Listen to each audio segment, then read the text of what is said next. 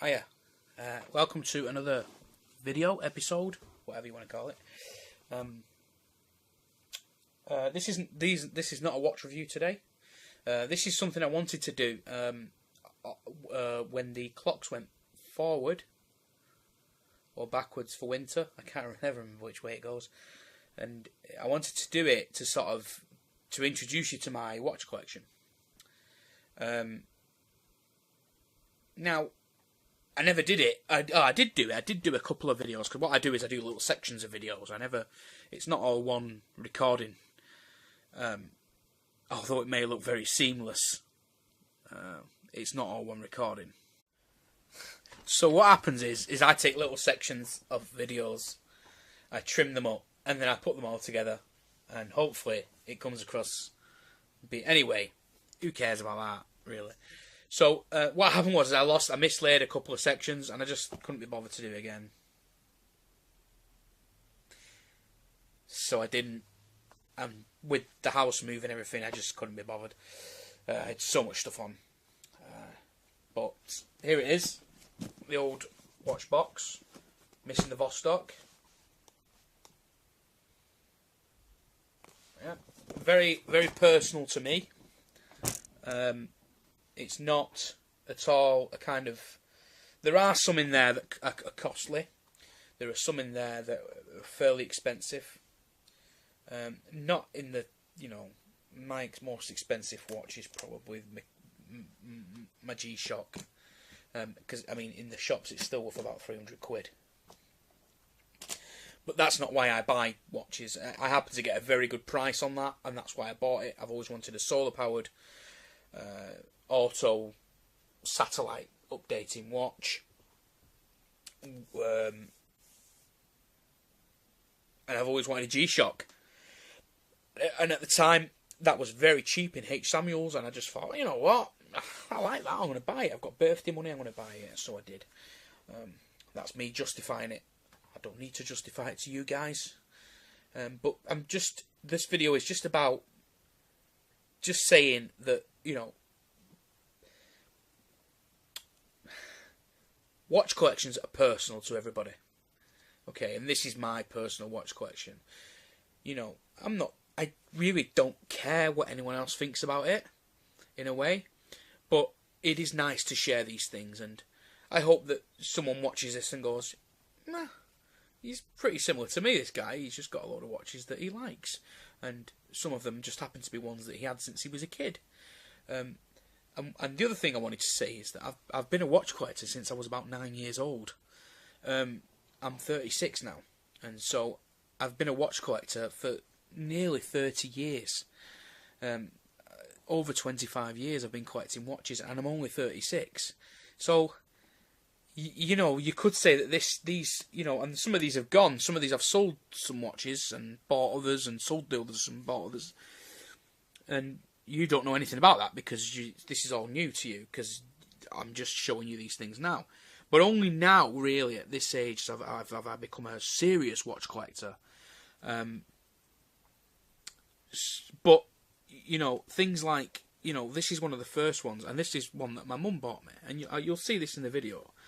But little things like that, I've bought a few recently, and it was when I bought the G-Shock, and the G-Shock opened up a whole new world of kind of expensive watches for me. It was a different, and I watched a few videos online as well, and other things like that, and just, I wanted to get, I'm very thrifty, and I want the best value for my money. And that's where the Vostoks came into it for me, is that I thought to myself, I'd never owned an automatic watch before, and I thought, they all seem very, very delicate, and I want something that is reliable, and that's where the Vostoks came into it for me, and the Ricetta, and then I went completely the opposite way and bought something that was so unreliable, it was unbelievable, and I bought the Timex electric, which runs slow. Just me lifting it up like that now, it's lost about 15 seconds. Bloody thing. So, yeah. It's just a kind of introduction to my watch collection, which is a bit late in a way, because I've done a load of watch reviews. But it's also an introduction to me and who I am, I suppose. Watches aren't the be-all and end-all of me. You know, these things are a very small part of my life. It's not something I think about all the time. You know, it's something I think about at about 6:30 at night when I get home from work, and I'll take this one off and I'll go, what can I put on there? And I'll say, well, this needs winding up, so I'll wear that because it's dyed, you know, and all the rest of it. And that is, you know, there's other things to me. I mean, if you look at the other videos on my channel, there's 2 other videos which are to do with remote control cars. I am not a watchman, but I do really enjoy them. So, hence why the change of name also on my channel. And also, I didn't particularly like having my name on the channel, really. So that's why I've changed my name on the channel. But, yeah, I hope you enjoyed the video. Anyway, going off on a tangent. As you know, that's what I do. These videos are never planned. As much planning goes into it as goes into what I might have for breakfast, I'll be honest with you. So if anybody does enjoy them, it is a flipping miracle, really. So, I'm going to love you and leave you, and hope you enjoy.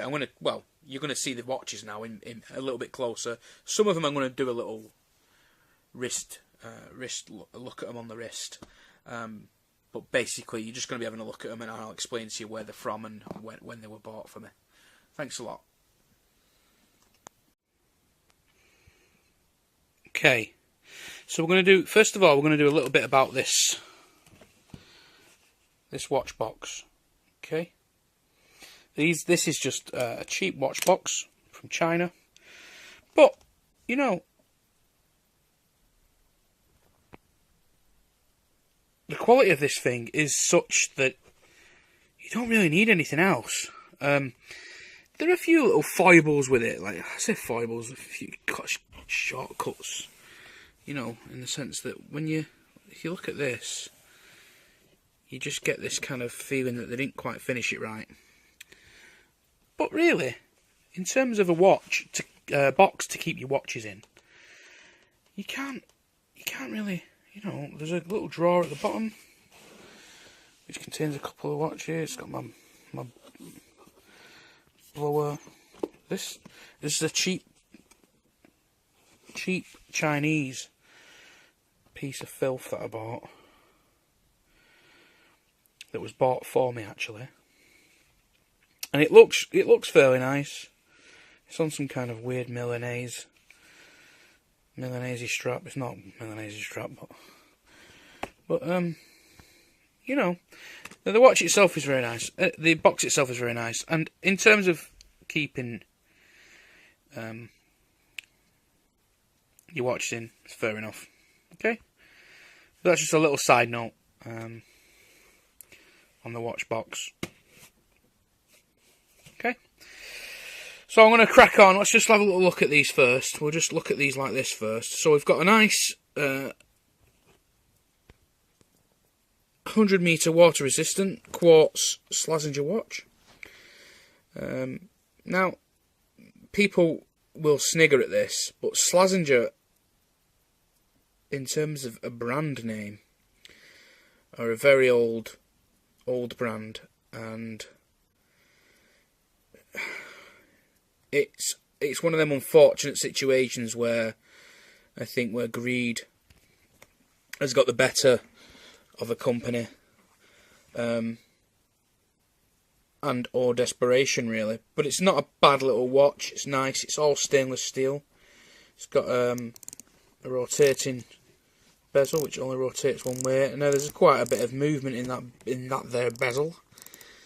You know, quite a lot of backplay in it. Almost well, it's a full tick, isn't it? It's a full tick there. If we lift that up, there's a click. Yeah, it's a full tick back. Okay, so there you go. But that is a watch I've had for a number of years, and I didn't have the tools to adjust the strap didn't want to bring it into a shop to have it adjusted. So that's that really.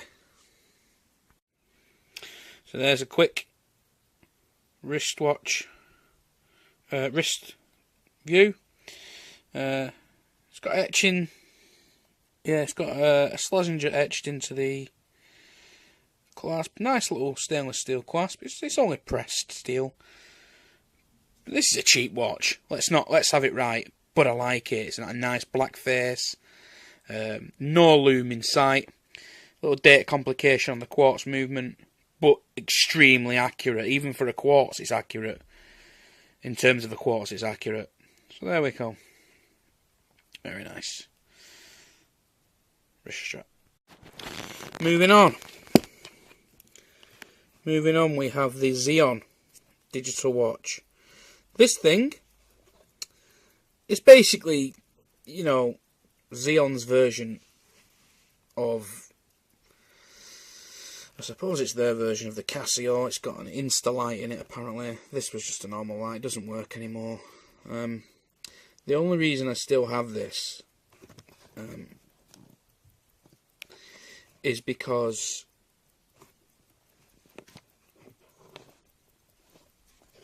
my mum bought it me when I was a little kid.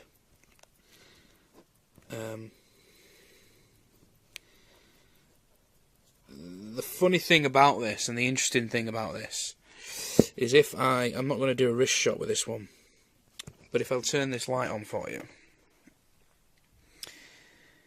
if you look, this is what happens if you leave a watch for over 20 years with a battery in it, and it dies very, very slowly in a drawer. Do you see underneath Thursday? There is a little mark underneath Thursday. And if you look just underneath the 4 of 24, there is a little mark there also. And that's because the watch died and it left a mark behind where the liquid crystal didn't move. Quite amazing. When I changed the battery in it, it just fired up, started working. And it's been keeping very, very perfect time since. So that's an interesting little story. But again, it's the only reason it's still in my collection is not in the bin is because my mum bought it me as a birthday present, and I loved it and I wore it to death. And the strap, I mean, considering it's 20-year-old, this rubber strap, very liquid, toothbrush, and it's not broken. So that, I mean, it says a lot about the quality of Zeon. You know, I mean, this brand, I don't even know if it's still going. It probably isn't. Okay, but it says a lot about the build quality of it, that it's still going and it's still lasted that long. It's amazing. Okay, so moving swiftly on, what we've got here is a Bulova. This, again, a watch bought for me by my cousin in Italy. Very young age. It's seen a bit of use. This one, going back to the strap, the rubber strap, this one is older than this one. Okay, now the Bulova Benetton watch, the strap completely corroded. It literally, I went to put it on when I dug it out at my mum's house, and the thing fell to pieces. It literally fell to pieces in my hands. The strap was that damaged and corroded. It was unbelievable. So there's a lot to be said for the Zeon over the Bulova here, which is why it's wearing this nice little G10 strap, NATO style strap, orange and black NATO strap. Doesn't really fit the dial. Mind you, the colour isn't really coming through, although it used to be darker than that. I think it's faded slightly. But again, keeps absolutely excellent time. Brilliant. I've not set that. I haven't set that. I haven't set the time on this since I refitted the battery. I ain't touched it. I literally haven't touched it. And it is literally probably about, I don't know, what is that, a minute out maybe? Probably bang on time. Okay, so next let's move on, because this is going to be a very long video if not. Oh wait, I need to do I'll do a wrist view of that. Okay, there it is. There's a wrist view, wrist shot. Very slender, very nice this watch. If you, I wore it for Halloween recently actually, and that's the last time I wore it. So I mean, so long, it's not, it doesn't get worn very often at all. Mainly because, like I said, it's nostalgic. It has something about it, more than just the fact that it's whatever. Do you know what I mean? Bulova, whatever. It's the fact that it's part of my history, my personal history in life. My lovely cousin Pina bought it for me in Italy. My brother got one as well, which was like a red and different coloured one. I got this orange one. So yeah, some of my watches are just quirks, really. Probably shouldn't be here, but I should probably have a separate set of watches just for that. But then again, I'd never wear that set, so I like to keep them integrated so I get to wear them. I might even wear this tomorrow. Okay? Anyway. Okay, next one. Just a second-hand, used eBay buy. It's the Timex Expedition Compass with Indiglo. Love Indiglo. Absolutely love Timex. There's a very good reason why this is wrapped in cling film, by the way. It's because my Timex likes to piss the bed. No, it is literally because my Timex I wear it for work, so, and it gets dirty and stuff, and I don't always keep it as clean as I should. But this literally is my daily smasher. You can take all the G-Shocks in the world. This, for me, take your G-Shocks, right? Halve the price, and then you've got a watch as good as this. Yeah? Because this is awesome. I only paid 11 quid on eBay and bought myself a nice little strap which matches it. Because I just bought literally I bought the dial. But it's got everything I need. It's got the Indiglo at night, Indiglo which you can have on. You can have it so it sets for 3 seconds in the nighttime mode, which incidentally that switches off on its own. I think about 4 o'clock in the morning. That will eventually switch off on its own. But yeah, I love it. It's the Compass edition. I'm now facing southwest. Okay. Nighttime mode also switches on. Whatever button you press, the light turns on. So if you turn off the night mode by holding down this button, those don't work anymore. The light doesn't come on with each press of a button. Okay, very basic watch, but absolutely awesome. If you need a work watch, get yourself a Timex Expedition. In particular, this particular model is absolutely awesome. Rugged, small, light, brilliant. Okay, not going to do a wrist shot of the Expedition because you've probably seen it on my wrist plenty of times. Okay. I forgot to mention actually that the watches in my collection here are all separated. So these are like British sort of, I don't know what that is, but these are like non-entities. That we know Slassinger's British. That's just an old watch. But then I've got the American brands here. Bulova, Timex, Casio, which is ruined, which is also a work watch, which I got ruined in work. Casio, and then I've got the Russian guys here. So I'm just gonna. I've done a review of the Timex. Don't need to show you that. Really nice on the wrist. Keeps terrible time. If you move it, it loses 5 minutes. This, I'm not even going to show you this one. It's just a beater that's gone wrong. I need to clean the screen on it. I'm not sure if I even want to keep it. Casio, another compass watch. I've got a fascination with compasses. This one's saying I'm showing west, southwest. Okay, slightly less accurate than the Timex, I think. This I've done a review on. If you want to look at it, we all know the Vostok. It's taken over my life, the Vostok, and also the Rakita, which is beautiful and is sitting nicely on a little bunt strap. So I'm going to do a little wrist shot of that now. So there it is, a little Rakita on a bunt strap, very nice indeed.